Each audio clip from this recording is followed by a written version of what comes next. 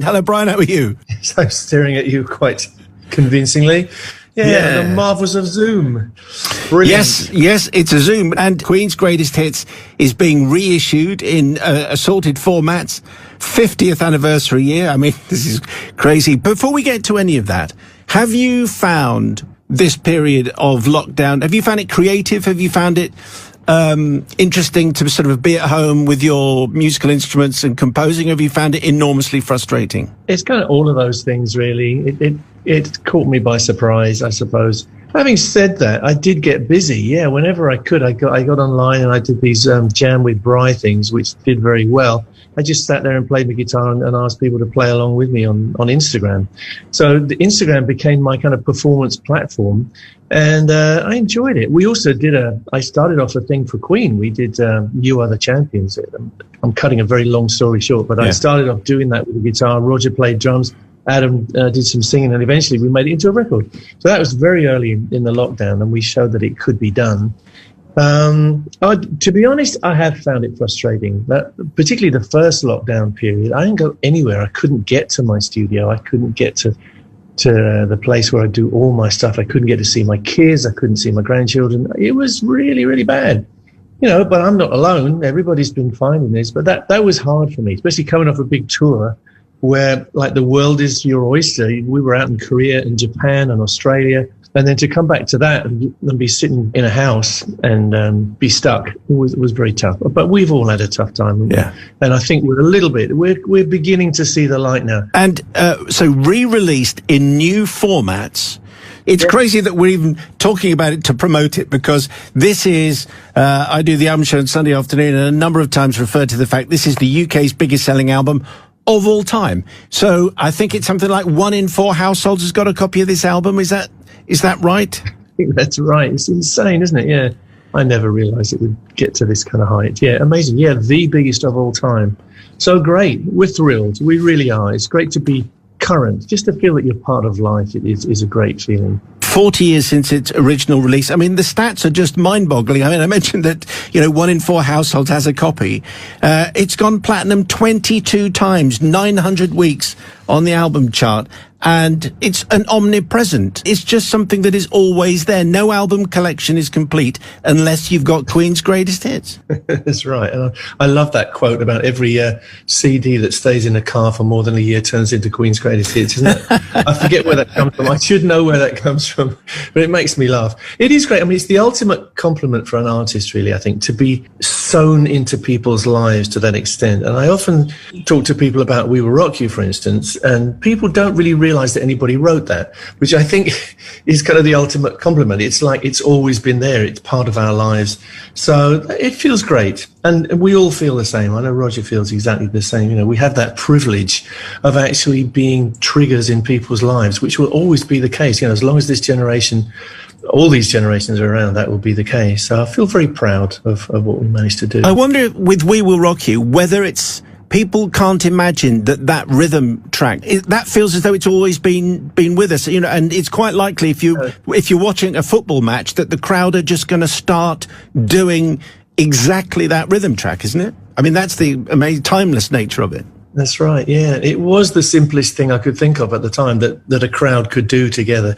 And it was born of our live shows where people were all crammed in and wanted to participate. And I thought, what can they do? They can stamp, they can clap, and they can sing a simple kind of mantra. The We Will Rock You is something simple for people to sing. It's also something inspiring, I think, because it's something that brings people together. So yeah, I'm so happy that became part of not just sporting life, but life in general for people. I'm going to play Now I'm Here from I mean, to be honest, we could play anything from Greatest Hits, apart from Bo Rap, just because it'll take us out of time. But the reason why I want to play this is I don't think it gets played enough. And also it takes me back to being at school and looking at a copy of the album and marveling, side one, track one. It's just that I've never heard anything like this before. This is astonishing. What do you remember of Now I'm Here when you were making this? There's a big story to Now I'm Here, really. It reflects that first tour that we did of the States with Mott the Hoople. We'd already toured England with Mott the Hoople, who were a big band at the time. Yeah. And then went out to America with them. And it was an incredible tour tornado of experiences. I've never experienced anything like that in my life, you know. And we were just boys. We came to it from nothing. I went straight from home to rock and roll life all around the States. And it was mind blowing. The music was amazing. The people were amazing.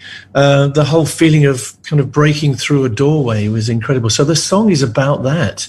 And it was inspired partly by my musical heritage, if you like. You know, you can hear the Who in there. You can probably hear, you know, Jimi Hendrix. You can probably hear Buddy Holly. But also you can probably hear Mott the Hoople, because I watched them every night and I watched the magic that they created on stage and learned a lot. And boy, it was something to see. So it's kind of dedicated to Mott the Hoople, this track. All right, let's play it from Queen's Greatest Hits, which is back out now. Buy another copy. You've probably got 100 copies anyway. Get another one. We'll play Now I'm Here. More with Brian May in just a second. I think Freddie would have been 65, Brian. I was doing the calculation. Is that right? I think that's today. Right. No, not today. I'm just trying to imagine what Freddie would have been like singing at 65. Well, I think he would still have been pretty great. Yes. He exercised, he took care of himself. It's such a tragedy that disease took hold of him and destroyed his body. But yeah, Freddie would have been, if I often think if Freddie had been around now, then we would still be doing it together, I'm sure. And he would still be saying, no, I need to do my solo stuff, but he would be coming back to the family to do what we do. And, you know, the funny thing is I feel more and more that he is kind of with us in a way. And maybe I'm getting to be an old romantic, but Freddie's in my day every day. He's always in my thoughts. And I can always kind of feel what he would be saying in a certain situation. You're like, what would Freddie think? Oh, yeah, he'd probably like this. You know, he'd laugh at this or whatever. And he's so much a part of the legacy that we created that will always be the case.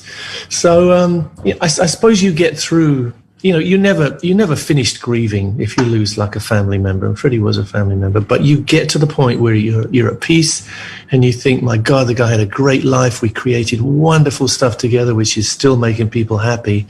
So there's an acceptance there and a joy that actually it all happened. How amazing it happened. Yeah.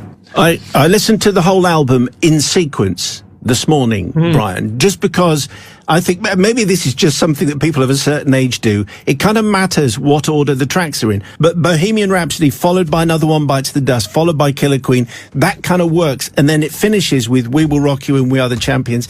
And it's there for a reason. And I feel as though people should listen to albums. I know this is going to make me sound very old, but it's there for a reason. It's arranged like that for a purpose. You're absolutely right. Yeah, and that's kind of got washed away these days, isn't it, with shuffle and whatever. Yeah, every album we ever made, including the hits albums, we thought, yeah, people are going to be putting this on their turntables, as it was at the time, and they will be listening to it in sequence, and we want to give them a journey. The tracks have to work in sequence. So, yeah, and thank you for bringing that up. I hope people will play it all the way through. It's great. Yes. Well, I've always read that you're a perfectionist, Brian. I seem to remember from our previous conversations that your reputation is something of a perfectionist. So I think it would give you a lot of pleasure to think that people start at side one, track one, and work their way through properly and in order. Yeah, I'm a horrible perfectionist. I think it drives people mad. But I think I got it from my dad. He always said, if it's worth doing, it's worth doing properly. And my extension of that is, if it's worth doing, it's worth doing better than anyone could ever do it in the past. Let's just go for it. And is that tendency to the perfectionist, is that increasing as you get older? I'm trying to hold it in check, to be honest. One of my favourite phrases is, we managed to avoid perfection on that. So, yeah, perfection isn't always what you want. You know, sometimes you want the spontaneity, and I've always been aware of that. But now and again, if the odd little moment is perfect, then thank you. And is it true, Brian, just finally, just on this, the other day I was playing Hunky Dory, David Bowie, and the story is that the piano that Rick Wakeman played for David Bowie on Hunky Dory is the same piano that Paul McCartney used for Hey Jude, and is the same piano that Freddie played on Bohemian Rhapsody. And it's an 1898 Bechstein piano. That's either a complete internet made up fact, or it's true. Do you know, I'm not actually sure. I wouldn't like to swear to it, but I think it's quite possible. Yeah, I think that Trident piano was there for a long time, and it was a Bechstein which had very hard hammers, which gave it that very metallic kind of sound. It doesn't sound like a classical piano, although it was built as a classical piano. It has that kind of hard edge to it. And yeah, I think it's highly possible. Yeah. Let's go with it. It's a great story. Anyway, when do we actually see you play? I know it's difficult to plan for these things, but when might you be stepping out and getting on that stage again? Well, all things being well, Queen and Adam Lambert will be back on the stage next May, end of next May, 2022. It's booked. It's all sold out. It's been sold out for a long time. I'm just crossing my fingers that we'll actually be able to do it. It's a long way away still. Fingers crossed, that's what we'll do. We'll be ready. I'm going to be ready and fit and hitting the ground running as soon as I can. Brian, a pleasure as ever. Thanks very much for your time. Bless you. Thanks. Thanks for having me. Good luck to you.